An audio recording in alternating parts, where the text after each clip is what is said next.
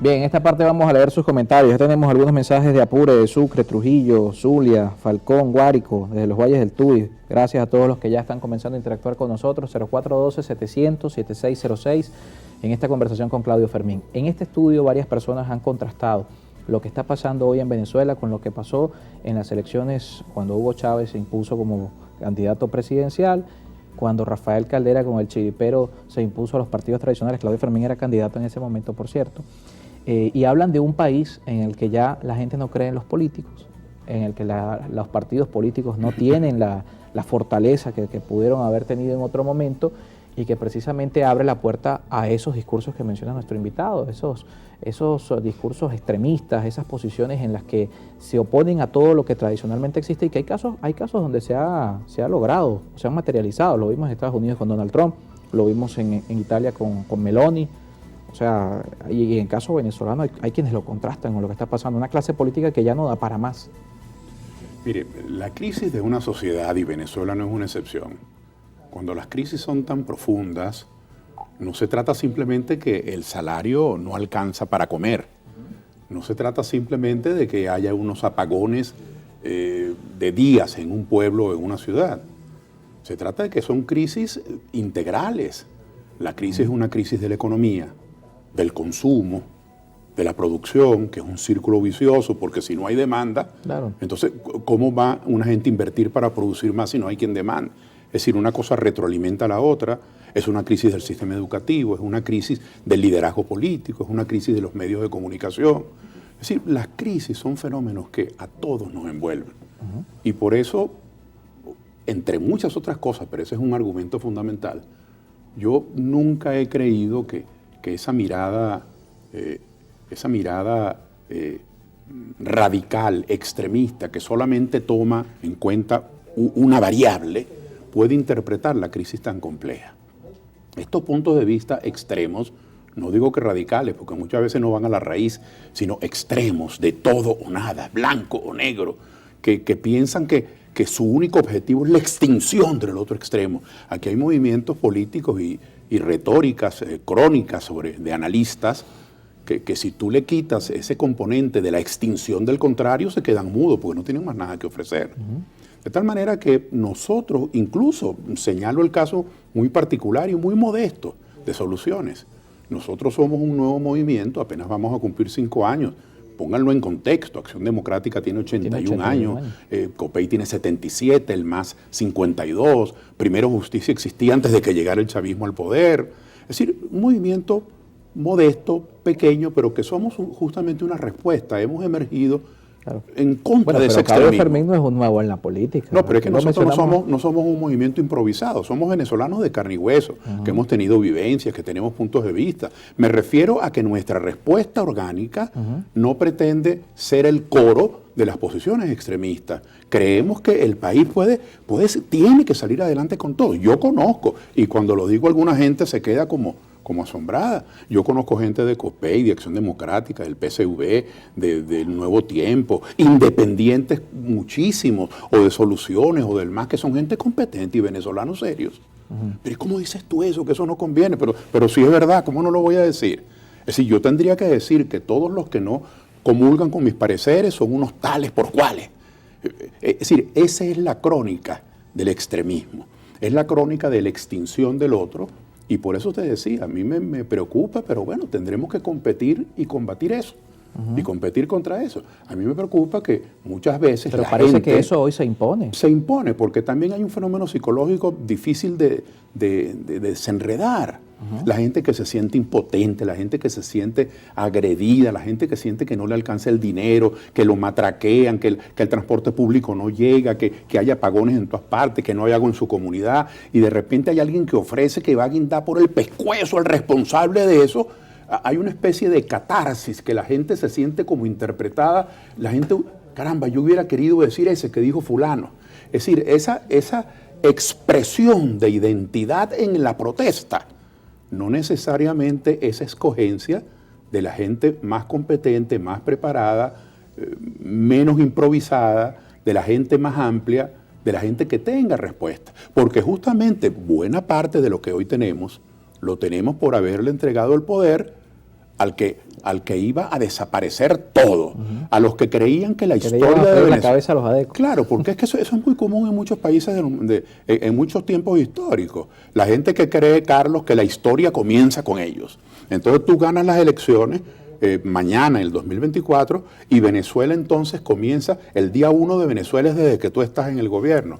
Son no solamente miradas risibles, caricaturescas de la realidad, sino que te revelan la impreparación, te revelan la improvisación de mucha gente que pretende administrar algo complejo que es una sociedad en crisis. Esta sociedad necesita cambios, pero cambios en los procedimientos, cambios en los planes, cambios en los programas, no cambio un quítate tú para ponerme yo. Eso no es cambio, eso es la continuación de posibles errores, el clientelismo, el aumento de los salarios. Eso es un caso terrible.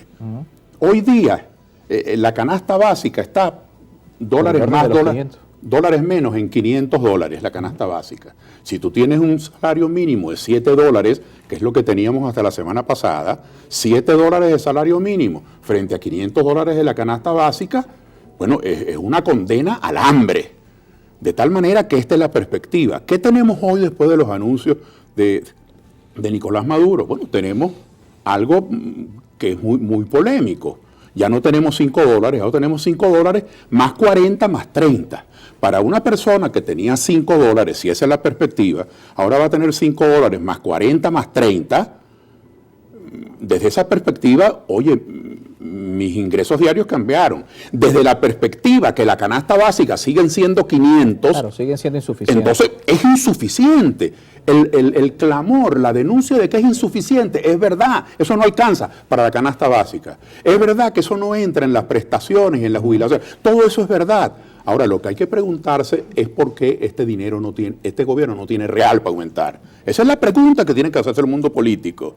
Decir que es insuficiente, eso es como, bueno, ¿de qué color es el caballo blanco de Bolívar? Eso es obvio que es insuficiente. Pero ¿por qué no tiene real el gobierno? Primero porque no hay producción.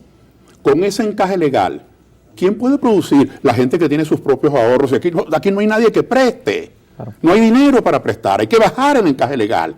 El gobierno teme que eso se pueda convertir en fuga de divisas. Bueno, vamos a sentarnos, el empresariado, el gobierno, las universidades, los conocedores de la materia, los políticos, los sindicalistas, los gremios, a discutir qué se puede hacer. Eso es lo que tiene que ser la materia del diálogo. El tamaño del Estado. ¿Cómo es posible que el Estado ocupe todos los espacios de los particulares? Entonces, si no se aumenta la producción, si no se promueve la iniciativa particular, ¿cómo va a aumentar el salario? Claro. Y luego una cosa, y un Estado que está bloqueado, que no puede vender petróleo, que no puede vender gas. Es una cosa insólita. Aquí varios países se solidarizan con Venezuela protestando el bloqueo y los propios afectados por el bloqueo, los trabajadores, los empresarios, los venezolanos, temen decir algo contra el bloqueo, porque si dicen eso, yo recuerdo mucho haciendo de símil los debates de la abstención. La gente quería votar, pero si la gente decía algo contra la abstención, eran colaboracionistas. Entonces, si la gente dice algo contra el bloqueo, que es un crimen contra el país, la gente se prefiere callar la boca. Bueno, con el bloqueo, el empresario vende menos, el trabajador gana menos, y luego está otro problema, la mala administración. ¿Con bloqueo o sin bloqueo? Y con bloqueo con más razón. Si tú sabes que tus ingresos son pocos, ¿cómo vas tú a atomizar el gasto público en 900 empresas del Estado, en decenas de fundaciones, en 44 ministerios? Si es que esos ministerios y alcaldías a duras penas tienen para pagar la nómina.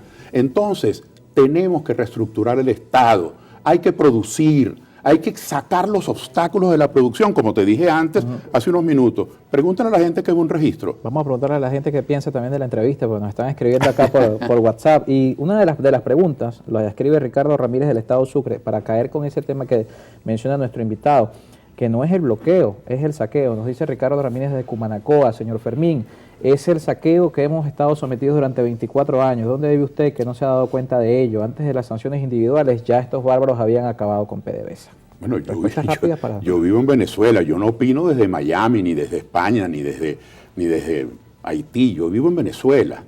Y mire, hay un saqueo, el saqueo se ha convertido en una voz popular para denunciar la corrupción. Claro que lo hay. Si quien controla es subalterno del controlado, si quien controla tiene que esperar que el controlado le designe los directores de la Contraloría. Eso es una anomalía terrible y ocurre a nivel nacional, ocurre en los estados, ocurre en las alcaldías. Entonces, hay corrupción, sí hay corrupción y tenemos que perseguirla.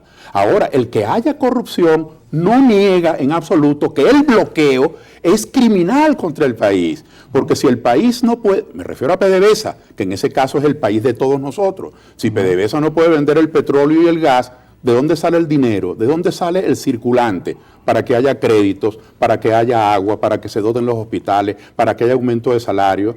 Entonces hay un problema de racionalidad, Carlos, que no tiene que ver con...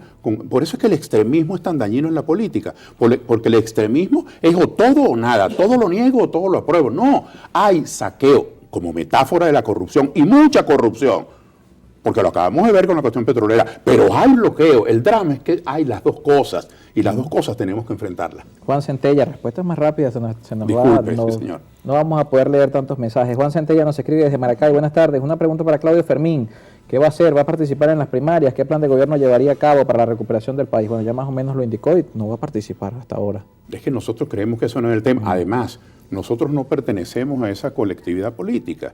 Esa es una colectividad política que defendió el paralelismo, que decía que Guaidó era presidente.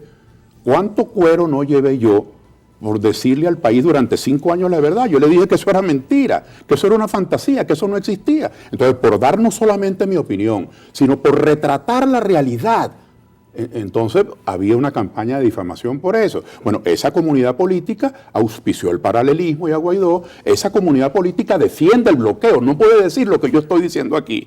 Esa comunidad política tiene una especie de etos de vengador. Yo no, yo pertenezco a una comunidad política donde creemos que la reconciliación y el entendimiento no es vergonzoso. Es una gran rectificación que el país tiene que dar si queremos acabar con la conflictividad en que nos hemos visto envueltos durante 25 años. Bien, muchísimas gracias por acompañarnos. Gracias a ti, Carlos, por tenerme acá. No nos dio chance de leer las preguntas de la audiencia. Saludos a Jorge Camacho desde Barinas, que nos escribió por aquí, también a Rafael Rivas desde el Zulia, y también por acá Eglis Delgado desde el Estado Falcón. Gracias también a Ricardo Ramírez, este sí lo leímos, Juan Cardosa, Argenis Betancourt desde Trujillo, y Juan Carlos Pacheco desde el estado Zulia, también acá Luis Castillo desde Barquisimeto, Ángel Di Bartolomé que nos escribió desde el estado Guárico. Mil disculpas, hacemos siempre lo posible por leer toda su participación. Hacemos una pausa y al regreso Luigi Picela va a estar con nosotros en estudio. Hablamos de salario y del sector privado, lo que va a ocurrir con estos anuncios.